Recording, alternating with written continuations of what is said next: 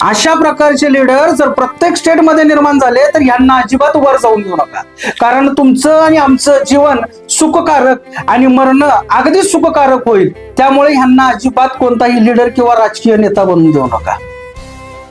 मी ज्या व्यक्तीबद्दल बोलतोय ती व्यक्ती म्हणजे राघव चड्डा.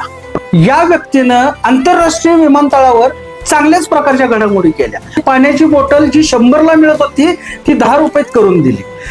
250 रुपयाचा चहा किंवा कॉफी फक्त 20 रुपयात करून दिली, तर 350 रुपयाचा मिळणारा समोसा हा फक्त 20 रुपयात करून दिला.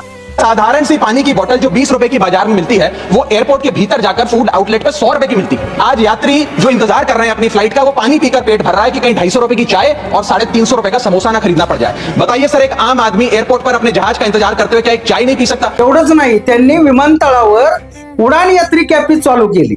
त्यांनी संसदेमध्ये 10 मिनिटाची डिलिव्हरीचा मुद्दा उचलून डिलिव्हरी बॉयचे प्राण वाचवले. तुम्हारा एक्सीडेंट हुआ जल्दबाजी के चक्कर में. तो माणूस संसदेमध्ये प्रत्येकाच्या खाण्यात बाबांनो पेस्टिसाइड किंवा जहरीले पदार्थ येतात त्याच्याविषयी हा मुद्दा उचलला आहे. कि मिल्क के सैंपल्स में 71% सैंपल्स में यूरिया और 64% सैंपल्स में न्यूट्रलाइजर जैसे सोडियम बायोकार्बोनेट पाए गए. सर, इतना तो देश में मिल्क का प्रोडक्शन नहीं है जितना इस देश में दूध बेचा जा रहा है. सब्जियों जिनको हम सेहत का भंडार समझकर खरीदते हैं, उसे ऑक्सीटोसिन का इंजेक्शन लगाकर फ्रेश, हरा भरा और उसकी ग्रोथ को एक्सेलरेट कर बेचा जाता है. कारण तुम्ही खात असलेल्या पालेभाज्यामध्ये फार केमिकल आहे, दुधामध्ये केमिकल आहे, तुमच्या कोणत्याही खायच्या खाद्यपदार्थांमध्ये केमिकलच भरलेलं आहे.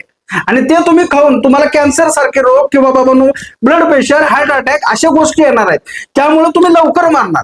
म्हणून मी मागाशी मुद्दा उपस्थित केला की तुम्हाला लवकर चांगलं मरण मिळणार नाही. तुम्हाला सुखकारक मरण मिळायचं असेल तर अशा लोकांना अजिबात निवडून देऊ नका किंवा कोणताही त्याला बाबांनो नेता बनवू नका.